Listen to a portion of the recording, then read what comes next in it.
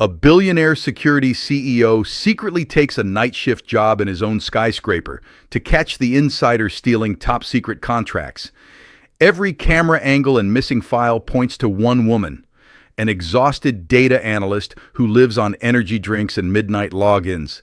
But when he finally breaks into her hidden USB, he realizes she isn't the thief. She's the whistleblower quietly building a case against his closest partners who've been selling national security protocols to the highest bidder, and who have just decided she's a loose end. Now, the only person brave enough to save his father's company has no idea her life is in danger, or that the new security guard she started to trust is actually the billionaire CEO she's been trying to reach. When hitmen show up and his real name, Damien Cross, is the only thing that can protect her, one question drives the whole story. Can he expose the conspiracy and keep her alive without becoming the villain in her story when she discovers he's been lying from the very first night? The boardroom smells like fear and expensive cologne. It's 2 a.m, and 7 men in suits worth more than most people's cars are staring at a screen showing nothing but empty hallways and locked doors. The CFO's hand shakes as he clicks to the next slide. 3 incidents. 3 months. Confidential acquisition documents, the kind that could tank stock prices or start federal investigations, just gone, vanished like smoke. The man at the head of the table hasn't spoken yet. He's younger than most of them, sharper, built like he still remembers what a gym looks like. His father built this company from a single security contract into a billion-dollar empire. Cross Security Solutions. The name means something, or it did, until someone started bleeding it dry from the inside. "We need to involve authorities," someone says. "FBI, this is beyond—" "No." His voice cuts through the room like a blade. "We handle this internally." "Damien, be reasonable." "I said no." He stands, and the room goes quiet. "Whoever's doing this knows our systems, our protocols, our people. The moment we bring in outsiders, they'll disappear or destroy evidence. We have one advantage right now. They don't know we're on to them." The partners exchange glances. Someone clears their throat. "So what do you propose?" He smiles, but there's no warmth in it. "I'm going undercover, starting tomorrow night." The silence that follows is deafening. 24 hours later, the reflection in the mirror shows someone else entirely. Gone is the tailored Tom Ford suit, the Swiss watch that cost more than a sedan, the polished veneer of inherited wealth. In its place, a standard-issue security uniform, cheap polyester that scratches against skin accustomed to Egyptian cotton. The name tag reads, Daniel Carter. It's amazing how much a costume changes everything. How invisible you become when you're just another working man clocking into a night shift. His assistant stands in the doorway of the private office, arms crossed, jaw tight. "This is insane. You realize that, right? You're the CEO. You have investigators, security teams, entire departments, all of which could be compromised." He adjusts the uniform collar, feeling the unfamiliar weight of it. "My father used to say you can't fix what you can't see. Well, I need to see this, really see it. And if you're caught, then I'll know who I can't trust." He turns from the mirror. "You're the only one who knows. Keep it that way. What if you're in danger?" The question hangs in the air. He thinks about his father, about building something that matters, about watching it rot from within while sitting behind a mahogany desk reviewing reports. "Then at least I'll die knowing the truth." The first night is disorienting in ways he didn't anticipate. The building he's walked through 1,000 times as its owner feels foreign from this angle. The other guards don't look him in the eye. The fluorescent lights buzz with a frequency he's never noticed before. The break room coffee tastes like burnt rubber and regret. He's invisible here. Just another body in a uniform, another name on a timesheet. His supervisor runs through protocols with the enthusiasm of a man repeating words he's said 10,000 times. Key cards, patrol routes, incident reports, radio codes. It's mundane and mind-numbing and exactly where he needs to be. "You'll mostly be on the 5th and 6th floors," the supervisor says. "Executive offices. After 9 should be empty except for the occasional workaholic. But it's not empty. At 11:14, he rounds the corner near the research and development wing, and there she is. A woman, maybe early 30s, hunched over her desk in a pool of lamplight surrounded by darkness. Everyone else went home hours ago, but not her. Her fingers fly across the keyboard with practiced precision, and there's something almost frantic in the way she works, like she's racing against a clock only she can hear. He continues his patrol, keeping his face neutral, but his mind is already calculating. Later, in the security office, he pulls up the archived footage, rewinds, watches.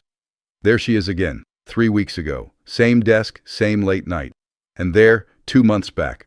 Always the last one in the building, always alone, always in that same nervous posture, shoulders tight like she's carrying weight no one else can see. That one? Another guard notices what he's watching. Yeah, she's weird. Data analyst or something. Works late every night. Never talks to anyone.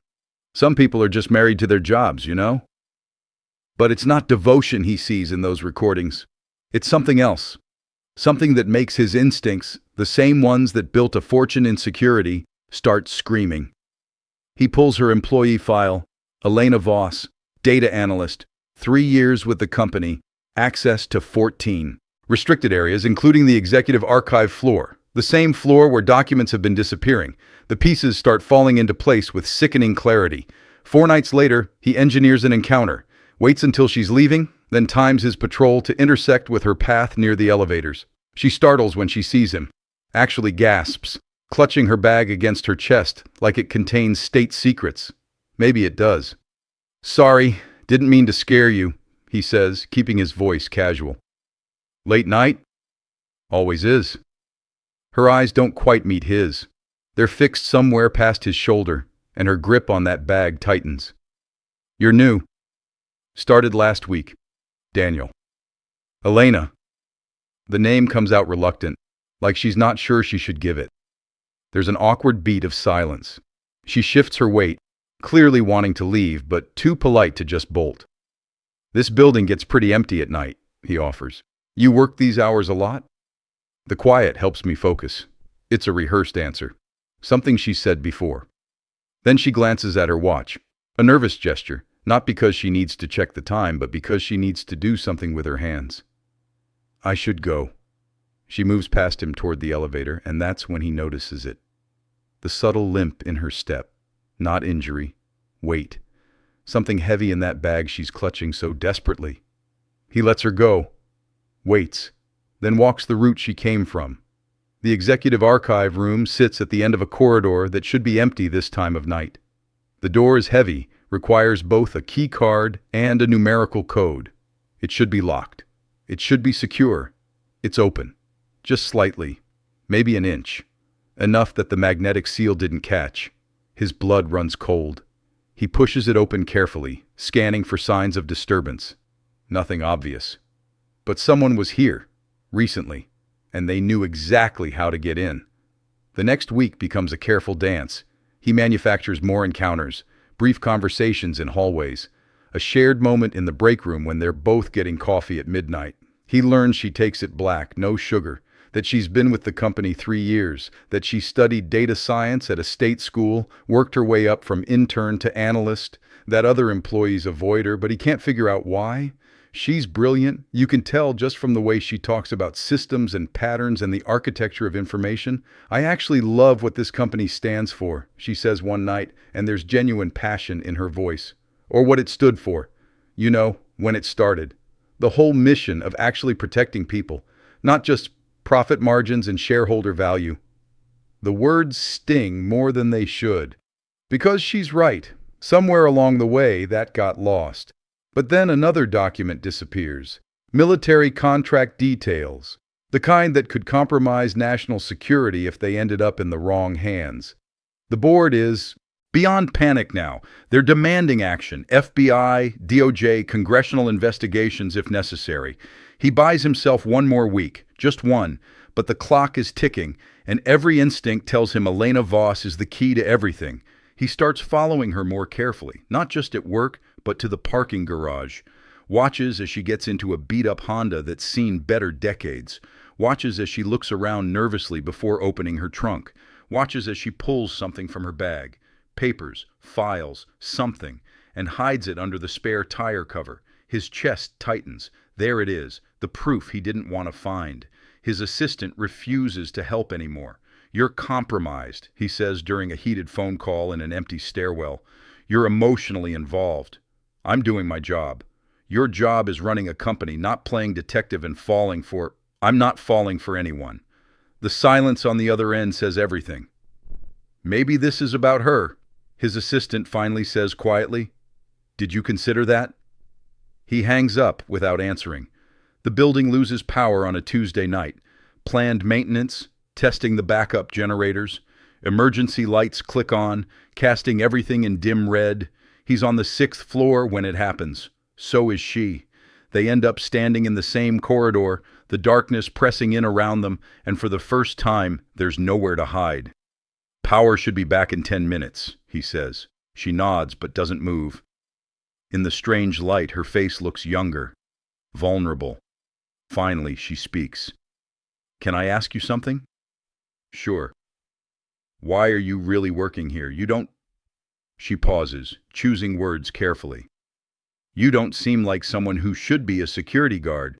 You seem like you should be doing more." The observation cuts closer than she knows.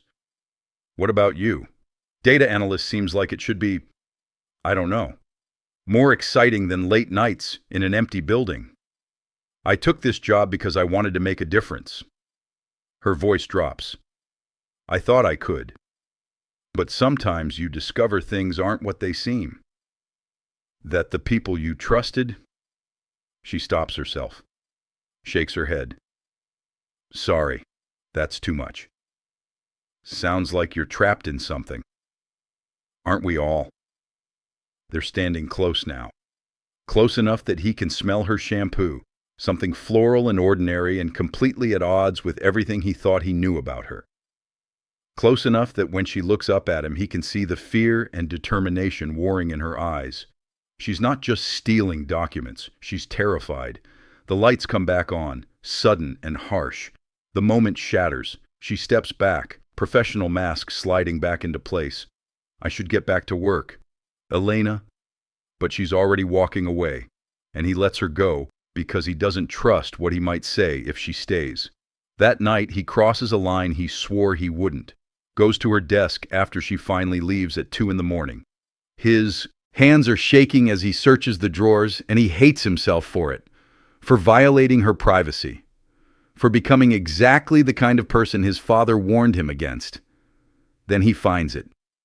Hidden in the back of the bottom drawer, taped under the desktop. A USB drive, small and black and completely innocuous. His heart hammers as he pockets it, as he walks to his car, as he drives to his real office and plugs it into his private computer. The files are encrypted, but his systems are the best money can buy. It takes 17 minutes to crack. What he sees makes his blood run cold, not because it proves she's guilty, but because it proves she's not. The files are meticulous, months of work, financial records, email chains, transaction histories, all pointing to the same conclusion. His business partners, Victor Crane and Sarah Jo, have been systematically embezzling from the company. Millions of dollars funneled through fake contracts. Worse, they've been selling cross-security protocols to competitors, compromising every client they're supposed to protect. Elena hasn't been stealing documents to hurt the company. She's been gathering evidence to save it. And he's been hunting the wrong person.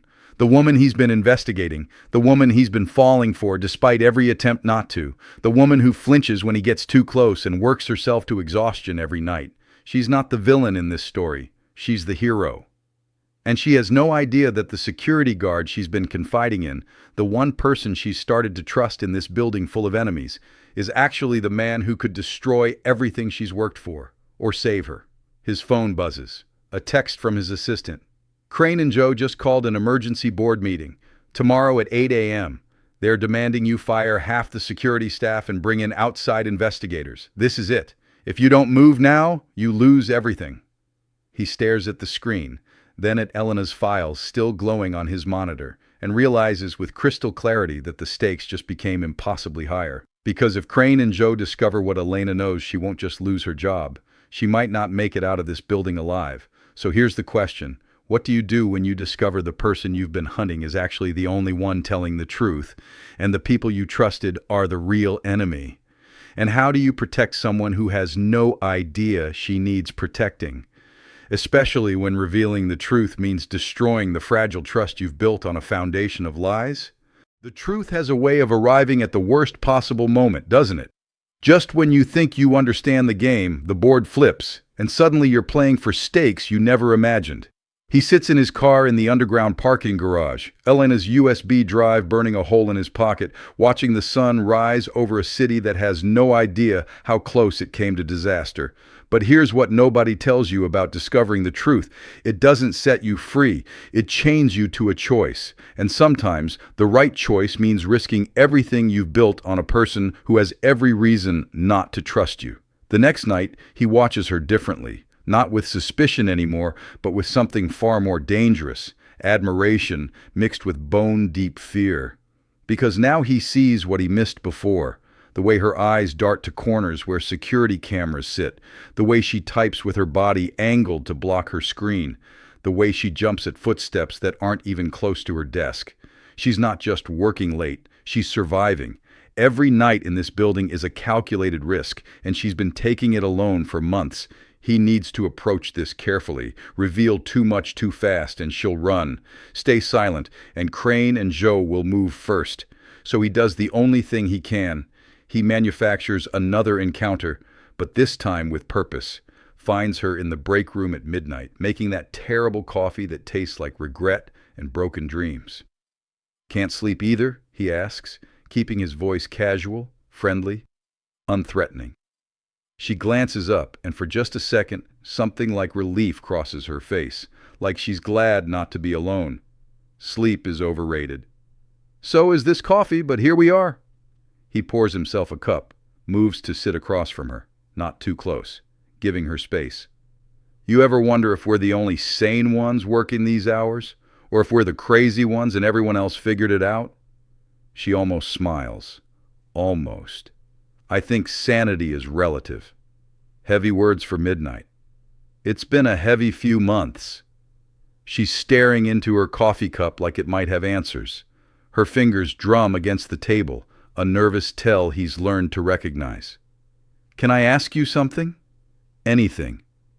"If you knew something was wrong, really wrong, but telling anyone could cost you everything, what would you do?" The question hangs between them like smoke. He chooses his words carefully, aware that this moment matters more than she knows. "Depends. Is it the kind of wrong that gets worse if you stay quiet?"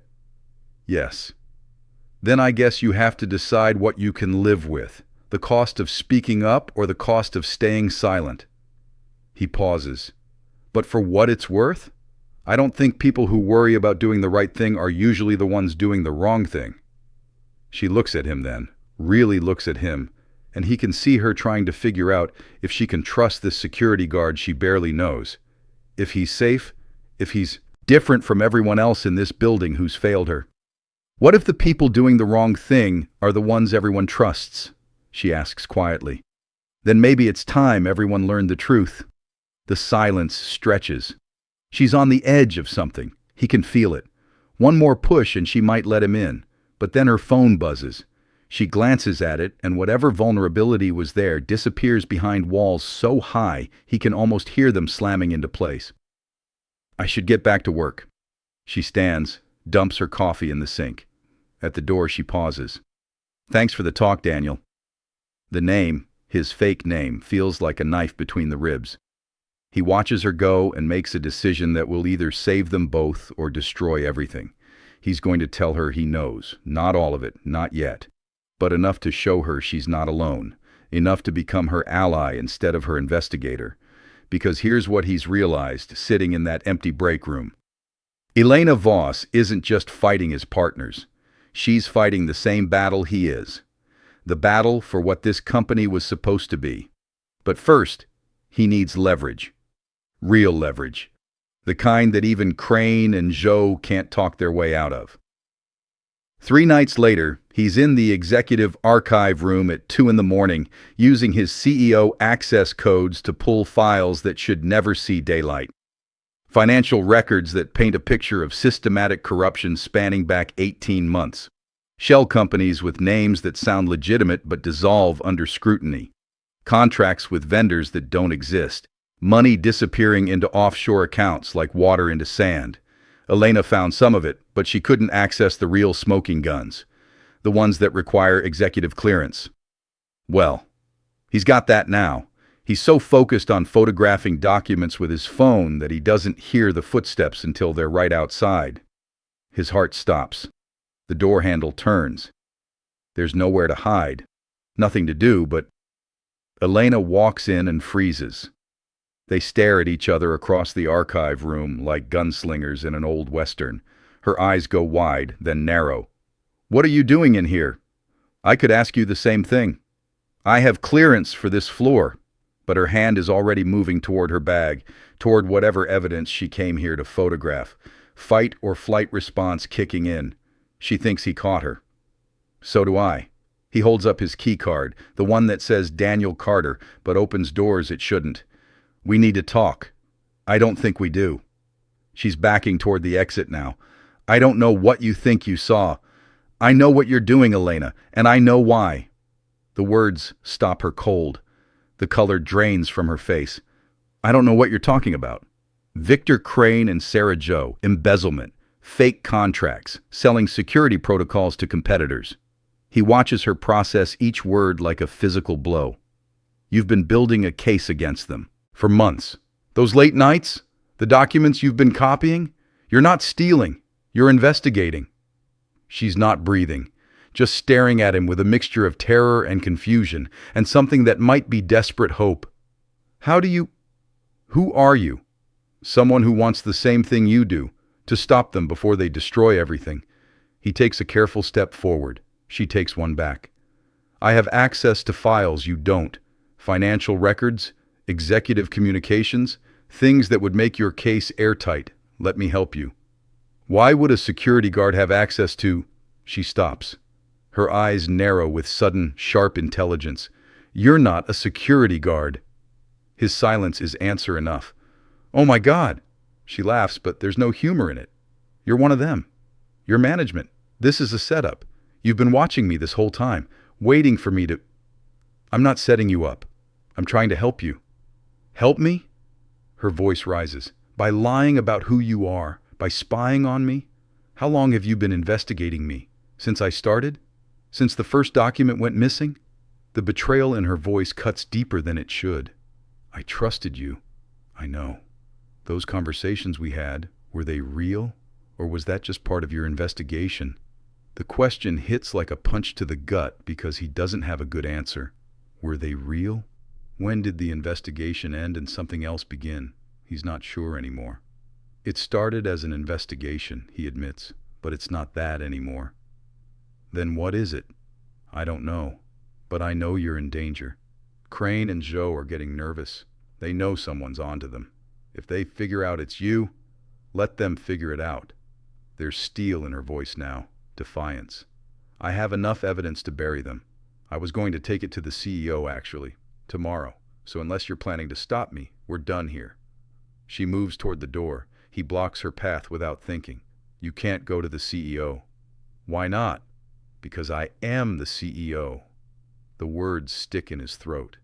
If he tells her now, like this, he loses any chance of her believing he cares about anything beyond protecting his company, beyond protecting himself. "Because Crane and Joe will know you're coming. They've got people everywhere. Security, assistants, board members. The second you try to schedule that meeting, they'll know, and they'll make sure you never get there." She's wavering. He can see it. Want to believe him warring with learned cynicism.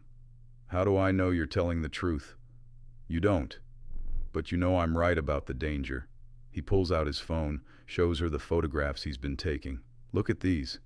Transaction records from yesterday. They're moving money faster than before, liquidating assets. They're preparing to run, Elena, which means they're preparing to tie up loose ends. And you're a very loose end." She looks at the photos. Her hand trembles slightly as she scrolls through them. These are executive-level files. I told you, I have access. Who are you really? Does it matter? Look at what we have here. Together, we can stop them. Apart? He doesn't finish the sentence. Doesn't need to. The silence stretches so thin it might break. Finally, she speaks. If you're lying to me, if this is some kind of trap, it's not. I'll destroy you. I don't care who you are or what position you hold. I'll make sure everyone knows what you did. Fair enough? She takes a breath. Decides. Okay, show me what you've got. And just like that, the dynamic shifts. They're not hunter and prey anymore. They're partners, conspirators, two people against an empire of corruption. They spread documents across one of the archive tables, her files and his, building a case that would make federal prosecutors weep with joy. She's brilliant at this, he realizes, the way she connects disparate pieces of information, the way she sees patterns in chaos. She should be running investigations for the FBI, not hiding in a corporate building hoping not to get caught. Here, she points to a series of transactions from 8 months ago. This is when it started escalating. Before this, the amounts were small enough to potentially explain away as accounting errors. But after this date, they got bold. What changed? I don't know. But something made them feel safe. Protected. She pulls up another file. And look at this. Every major theft of documents corresponds with a large money movement. They're not just stealing information to sell later. They're filling orders. Someone's paying them for specific intelligence. The implications make his blood run cold. This isn't just embezzlement. It's corporate espionage on a massive scale. Do you know who the buyers are? Some of them. Competitors. Foreign entities that probably shouldn't have access to our security protocols. She looks at him. Your company protects government facilities, military installations. If these protocols got into the wrong hands, people die. He finishes the thought. This isn't just about money anymore. It never was. Not for me, anyway. They work through the night, cross-referencing, documenting, building an airtight case. And somewhere in those hours, something shifts. The barriers between them start to crack. She tells him how she discovered the first irregularity, a contract that didn't quite add up, a vendor she couldn't verify. How she started digging on her own because she didn't know who to trust. How she's been scared every single day for 6 months but couldn't stop because the alternative was letting them win. He finds himself sharing things he shouldn't, about pressure and expectations, about trying to honor a legacy while watching it rot from within. He doesn't mention his father directly, doesn't say he's the CEO, but he gives her enough truth to matter. Enough that when their hands brush reaching for the same document, neither of them pulls away immediately. Why are you really doing this? She asks. It's 3 in the morning and they're surrounded by evidence of crimes that could bring down an empire. What do you get out of helping me? Maybe I'm tired of watching good people fight alone. That's not an answer. It's the only one I have right now. She studies his face like she's trying to solve an equation. I don't even know your real name. Does it matter? Yes. Her voice is soft but firm. If we're doing this together, I need to know who you are. He opens his mouth to tell her. Right there, in that moment, he's ready to confess everything. But his phone buzzes. A text from his assistant. Crane just accessed your office. He knows someone's been in the archive. Get out now. The moment shatters. We need to leave. Now. What? Why, they know someone's been accessing files.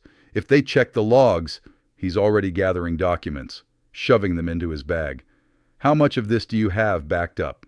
All of it. Multiple locations. Good. Then we leave everything here and we go. Separately. Different exits. Wait. She grabs his arm. What happens next? How do we... Tomorrow night. Same time. But not here. There's a coffee shop on 5th and Madison. The one that's open 24 hours. How do I know you'll actually show up? He looks at her, really looks at her. And for the first time in this entire mess, he's completely honest. Because I'm not letting them hurt you. Whatever else I've lied about, that's the truth. They separate in the hallway. He watches her disappear into the stairwell, and the urge to follow her to make sure she gets to her car safely nearly overwhelms his common sense. But he forces himself to go the other direction, to be smart, to play this right. He makes it to the parking garage without incident. But as he's pulling out, he sees it. Crane's Mercedes in the executive parking area at 3:30 in the morning, and standing next to it, Sarah Jo. They're talking, animated, clearly agitated, and they're looking at a tablet that's probably showing access logs from the archive room. His phone rings, his assistant, voice tight with panic. They know someone with executive clearance has been in restricted areas. They're reviewing every access log from the past month. Damien, they're going to figure out it was you. Let them. What? I'm done hiding. We have enough evidence to bury them. It's time to make a move. You sound insane. Maybe I am. He watches Crane and Joe through his rearview mirror. Watches them plot and scheme and probably plan how to eliminate whatever threat they've discovered. Or maybe I'm finally seeing clearly. Set up a board meeting for tomorrow, full board. Tell them it's mandatory. CEO's orders. They'll know something's up. Good. Let them sweat. He hangs up and sits in his car, adrenaline still coursing through his veins, and thinks about Elena, about the fear in her eyes when she thought he'd betrayed her, about the way she looked at him when she decided to trust him anyway, about how she's been fighting this battle alone for so long that the idea of having an ally almost broke her. What do you do when you realize the person you're falling for is braver than you've ever been? When you know that your lies, even the ones told for good reasons, could destroy any chance of something real? When you're hours away from a confrontation that could cost you everything? But the only thing you're really worried about is whether she'll forgive you when she learns the truth. The next day crawls by. He spends it in his real office, preparing, gathering evidence, building a presentation that will leave no room for doubt. His assistant helps, though he keeps muttering about how this is the worst plan in the history of corporate warfare. Maybe it is, but it's the only plan that ends with Elena safe and Crane and Joe in handcuffs. By the time evening falls, he's ready. The board meeting is set for 8 a.m. Elena will be there. He's made sure of it, though she doesn't know that yet. Tonight's meeting at the coffee shop is his last chance to come clean before she walks into that boardroom and sees him sitting at the head of the table. He arrives at the coffee shop 15 minutes early, orders 2 black coffees, sits in a corner booth where he can see the door, and waits. She comes in at exactly midnight, scanning the room warily. When she spots him, there's visible relief in her expression. She slides into the booth across from him, accepts the coffee he ordered, and for a moment they just sit there in comfortable silence. "I've been thinking," she says finally, "about what you said, about them tying up loose ends. And you're right. I can't just walk into the CEO's office tomorrow and hope for the best. They'll have covered their tracks by then. Or worse." She wraps her hands around the coffee cup. "So, what's the plan?" This is it. The moment. He should tell her everything right now. Who he is, what he's planned, why he really started this investigation. But the words stick in his throat, because once he says them, this thing between them, whatever it is, becomes something different, becomes complicated by power dynamics and deception and all the reasons she'll have not to trust him. "The plan," he says slowly, "is that we go to the board directly, tomorrow, both of us, with everything we've found. They'll just protect their own. Not if we don't give them a choice, not if we make it public. Media, federal investigators, the works." He leans forward. "But Elena, there's something you need to know first." His phone explodes with alerts. Both their phones do. News notifications lighting up the screens like fireworks. He picks his up with hands that have gone numb. The headline makes his heart stop. Cross Security Solutions. Executives under investigation. Anonymous source. Provides evidence of massive fraud. Someone leaked the story. Someone got to the media before they could execute their plan. And he knows, with sickening certainty, exactly who. Elena is reading the same articles, her face going pale. "This is our evidence, our case. How did this..." She looks up at him, and the betrayal in her eyes is devastating. Did you do this? No, I swear. But she's already standing, already backing away. You said tomorrow. You said we'd go to the board. But you leaked it first, didn't you? To make sure you got the credit. To make sure... Elena, I didn't... I can't believe I trusted you again. Her voice breaks. I can't believe I was stupid enough to think... The coffee shop door opens. Two men in suits walk in, and he recognizes them immediately. Corporate security, but not his security. Private contractors, the kind Crane and Joe would hire for jobs that need to stay off the books. They're here for Elena. He stands, putting himself between her and them. We need to go, right now. What? Who are... I'll explain everything, but right now, we run. The men are moving toward them. He grabs Elena's hand, pulls her toward the back exit. She resists for half a second, then sees their faces and understands. They burst through the kitchen, past startled staff, out into an alley that smells like garbage and rain. My car is 2 blocks, he starts, but she's pulling him the other direction. Too far. Mine's closer. They run. Behind them, footsteps and shouts. His heart hammers against his ribs. This has gone from corporate intrigue to something far more dangerous in the span of minutes. They round a corner. Her beat-up Honda is there, and she's unlocking it with shaking hands. They throw themselves inside. She starts the engine, and for a terrible second, he thinks it won't turn over. Then it roars to life, and she's driving, fast and reckless, through late-night streets. Where are we going? He asks. I don't know. Away, somewhere safe. Her knuckles are white on the steering wheel. This is insane. This is completely insane. Who were those people? Hired muscle. Crane and Joe must have panicked when they saw the news. So you admit you leaked it? I didn't. I was going to wait until the board meeting. This was someone else. Someone who got access to our evidence. A horrible thought occurs to him. Or someone who wanted us exposed before we were ready. She glances at him, and he can see her putting pieces together. Someone who wanted to flush us out, make us vulnerable. Which means this isn't over. It's just beginning. He pulls out his phone. I need to make a call. To who? He doesn't answer, just dials his assistant. It rings once, twice, goes to voicemail. That's wrong. His assistant always answers. Always. We have a problem, he says. We have multiple problems. She's driving too fast, taking turns that make his stomach lurch. We have evidence that just got leaked. To the media, we have men chasing us, and I still don't know who you really are or why I should trust. The rear window explodes. They're shooting at them. Elena screams but doesn't slow down. If anything, she accelerates, weaving through traffic like she's done this before. What kind of security guard are you? The kind who's about to tell you something you're not going to want to hear. He's looking back, seeing the black SUV following them. But first we need to survive the next 5 minutes. She takes a hard right into a parking garage. The spiral ramp forces their pursuers to slow down. She kills the lights, pulls into a spot between 2 larger vehicles. They sit there in darkness, breathing hard, as the SUV's engine echoes through the concrete structure above them. Tell me, she whispers, right now, who are you really? He looks at her.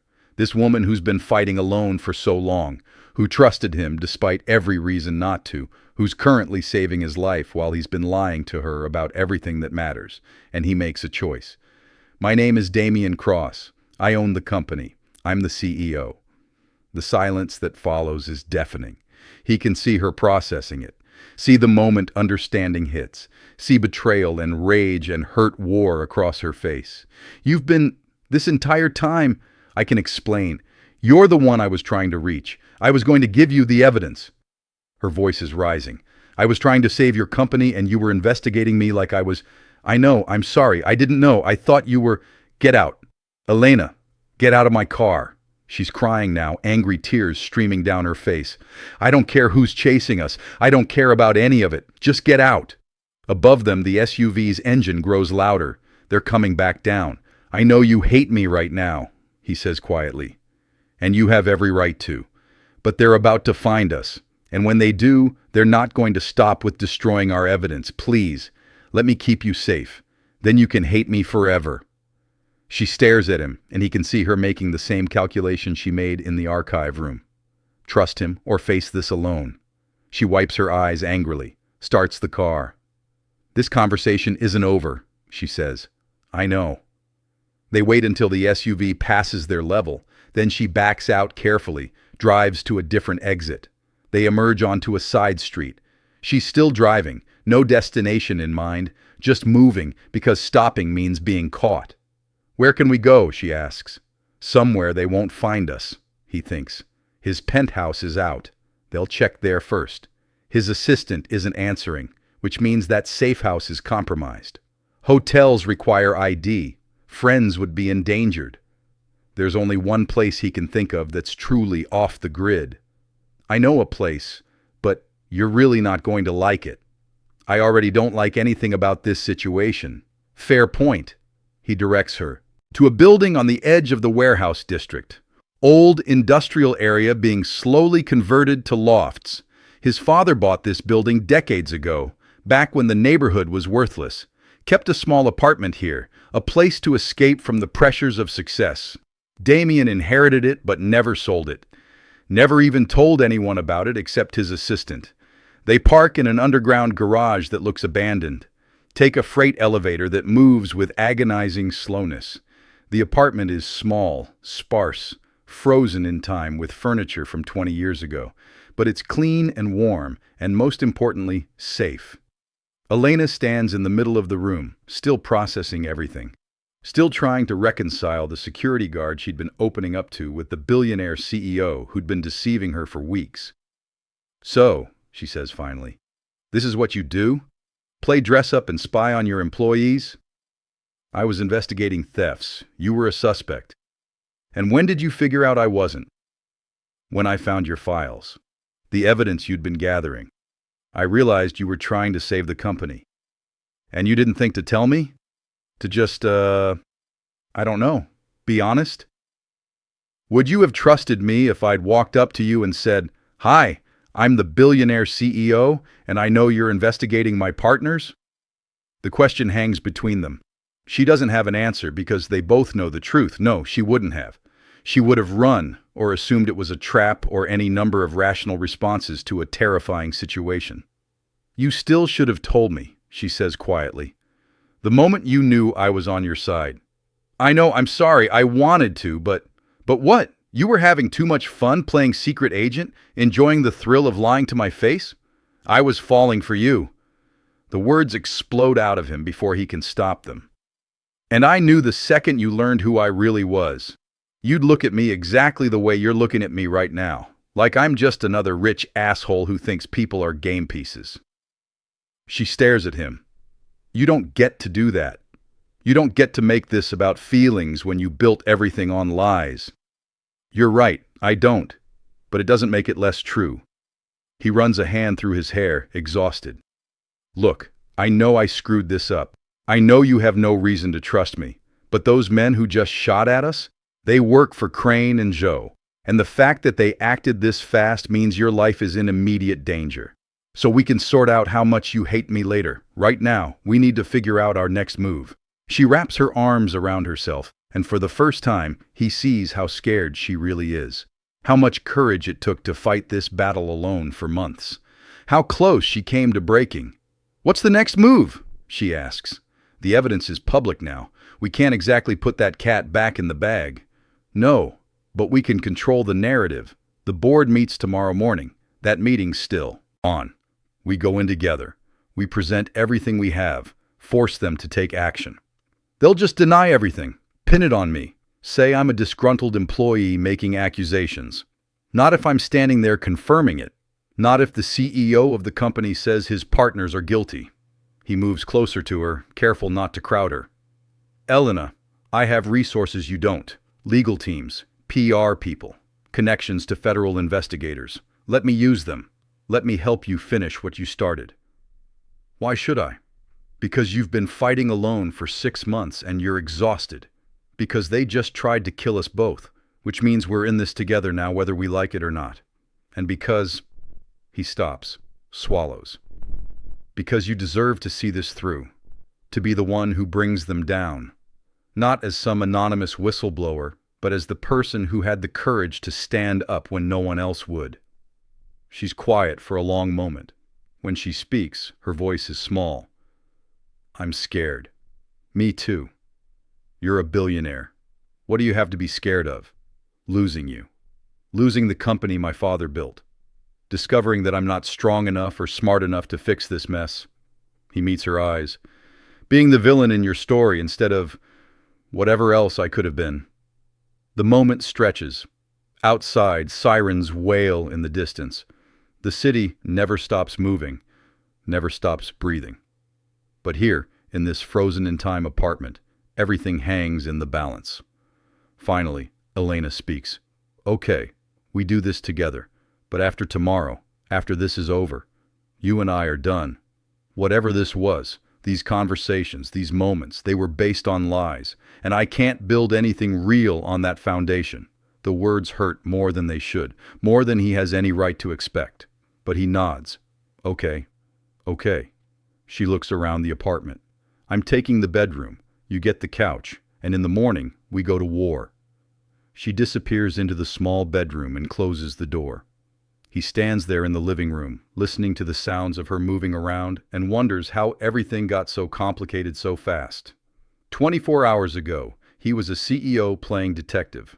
Now he's a man who might have just lost the only thing that mattered more than his company. He lies down on the couch that smells like old memories and his father's cologne. Tomorrow, they face Crane and Joe. Tomorrow, the truth comes out. All of it. Tomorrow, he either saves his father's legacy or watches it burn. But tonight, all he can think about is the woman in the next room. The one who trusted him. The one he betrayed. The one who's braver than anyone he's ever met. Sleep doesn't come easy. And when it does, he dreams of boardrooms and bullets and brown eyes that look at him like he's worth saving. What happens when the truth you've been fighting for finally comes out, but the cost is higher than you ever imagined? When you realize that winning the battle might mean losing. The war that actually matters. The one fought in quiet coffee shops and midnight conversations, and the space between what we say and what we mean. The sun rises on a city that has no idea everything's about to change, and in a small apartment that time forgot, two people prepare for the fight of their lives, knowing that no matter who wins, nothing will ever be the same. Morning comes too fast and not fast enough. They don't speak during the drive to the office. What is there to say when you're heading into a room where the people you trusted most are waiting to destroy you? When the person sitting next to you is both your only ally and someone whose trust you shattered. The silence is heavy with all the words they're not saying, with futures that might have existed if everything had been different from the start. The boardroom is already full when they arrive. Damien walks in first, and the shock on the faces around the table would be almost comical if the stakes weren't so high. Crane and Joe sit at opposite ends, and the moment they see Elena behind him, their expressions shift from confusion to pure calculation. They know. They've always known. And now it's just a question of who controls the narrative. Gentlemen, Sarah. Damien takes his seat at the head of the table, the CEO's chair he's sat in 100 times before. But this time, Elena stands beside him instead of across from him. This time, everything is different. Thank you for coming on such short notice. I know you've all seen the news.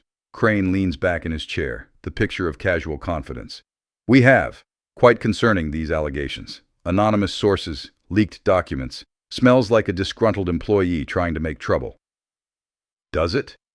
Damien opens his laptop, and the screen behind him lights up with financial records. Because from where I'm sitting, it smells like 18 months of systematic embezzlement, corporate espionage, and fraud on a scale that would make Bernie Madoff blush. The room goes silent. Joe's hand trembles slightly as she reaches for her water glass. You can't possibly believe— I don't believe! I know! He advances to the next slide. Bank records, email chains, transaction histories. The full case that he and Elena built together, presented with the cold precision of a prosecutor. Elena Voss, who you've probably noticed standing beside me, spent 6 months building this case, risking her career, her safety, her life, because she believed this company was worth saving. And she was right. Elena steps forward, and her voice is steady despite the fear he knows she's feeling. Every document, every transaction, every fake vendor and offshore account. It's all here, and it's all illegal. Crane stands abruptly. This is absurd. She's a data analyst with an axe to grind. You're taking the word of a disgruntled employee over your own partners? People who've been with this company for... People who've been stealing from this company, Damien interrupts. People who've been selling our security protocols to foreign entities. People who put actual lives at risk for profit. He advances to another slide. People who, according to security footage from last night, hired contractors to eliminate the witnesses to their crimes. That's when Crane's confidence finally cracks. Jo is already gathering her things, already calculating her exit strategy, but Damien anticipated this. The boardroom doors open, and federal agents step inside, badges out, faces grim. Victor Crane, Sarah Jo, you're under arrest for wire fraud, embezzlement, and conspiracy to commit murder. The next hour is chaos, reading of rights, lawyers appearing as if from thin air, other board members demanding explanations, covering their own exposure, trying to figure out if they're next. Through it all, Damien and Elena stand together, united in this moment, even if they're fractured in every other way that matters. When the dust settles and the room finally empties, they're left alone. Just the two of them and the evidence of a battle won at tremendous cost. You did it, he says quietly. Everything you worked for. They're done. We did it. She corrects him, but there's no warmth in her voice. Just exhaustion. Though I guess you did most of it with resources I could never have accessed. You built the case. I just provided the platform. She looks at him then, really looks at him, and he can see her trying to reconcile all the versions of him she's met. The security guard, the partner, the CEO, the man who fell for her while lying about everything. I meant what I said last night about us being done. The words land like a physical blow, but he nods. I know. You lied to me. For weeks. Let me trust you while wearing a mask. She wraps her arms around herself. How am I supposed to forgive that? You're not. I don't expect you to. He moves closer, careful, like approaching something wild and wounded. But I need you to know. Daniel Carter might have been a fake name, but what I felt wasn't fake. The conversations we had, the way I looked at you, that moment in the darkness when the lights went out, that was real. Maybe the only real thing in my life for a long time. That's not fair. Her voice breaks. You don't get to make this romantic. You don't get to be the hero who saves me when you're the one who... I'm not the hero. You are. You always were. I was just the idiot CEO who almost missed it. He reaches into his jacket pocket, pulls out an envelope. The board approved this an hour ago. Chief Ethics Officer, new position, full executive authority to investigate and reform company practices. Your salary, your team, your mission, if you want it. She takes the envelope with shaking hands, opens it, reads. When she looks up, there are tears in her eyes. Why? Because you care about what this company was supposed to be. Because you fought for it when no one else would. Because you deserve to shape it into what it should have been from the start. He steps back, giving her space. And because I'm hoping that maybe, someday you'll see that I learned something from you. About courage, about integrity, about fighting for what matters even when it costs you everything. She's quiet for a long moment. Then softly, what did it cost you? You. Or the chance of you, anyway. He manages a sad smile. Turns out, that's worth more than the whole empire. The silence stretches between them like a bridge neither knows how to cross. Outside the window, the city sprawls in morning light. Somewhere down there, people are starting their days with no idea that the company protecting their security just survived an attempted coup, that a quiet data analyst became a corporate warrior, that a billionaire learned humility from a woman who worked late shifts and drank bad coffee and refused to let corruption win. I need time, Elena says finally, to process all of this, to figure out who you really are beneath all the masks. I'll give you all the time you need, years if that's what it takes.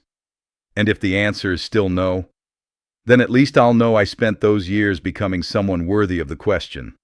He moves toward the door, then pauses. For what it's worth. Daniel Carter was the best version of myself. The man I am when I'm not trying to be what everyone expects. And that man fell for you the moment you looked at him like he mattered, not because of what he owned, but because of who he was. He leaves before she can respond. Leaves her standing in that boardroom with an envelope full of futures and a heart full of questions. Because sometimes love isn't about the grand gesture or the perfect timing. Sometimes it's about giving someone space to heal from the wounds you caused. About becoming the person they deserve instead of the person you were. 6 months pass in the space between one breath and the next. The company transforms under new leadership. Elena's ethics division becomes the standard others try to match. Damien steps back from day-to-day operations, focuses on the mission instead of the money. They see each other in meetings, professional, polite, careful not to cross the lines they've drawn. Until one night, working late on a project that requires both their expertise, they find themselves alone in an office as the city lights flicker on below.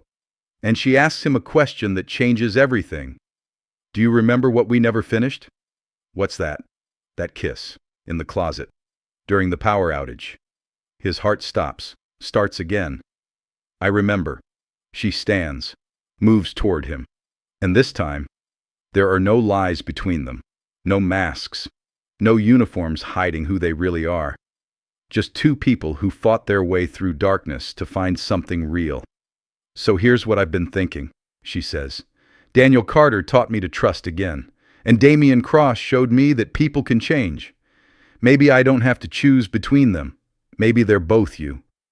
And if they are, then maybe we finish what we started, together this time.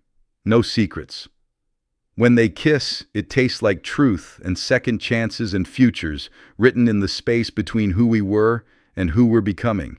It tastes like late-night coffee and courage and the kind of love that survives. Betrayal, because it was built on something stronger than deception. It was built on two people seeing each other clearly, flaws and all, and choosing each other anyway. The company that started as his father's dream becomes something bigger. A partnership, a mission, proof that corruption doesn't win when good people refuse to stop fighting. And in a small office where a data analyst once worked alone through the night, two people proved that sometimes the best love stories are the ones where you have to lose everything to find what really matters. So tell me, where are you watching this from? Drop your city or country in the comments below. Because here's what I've learned from this story.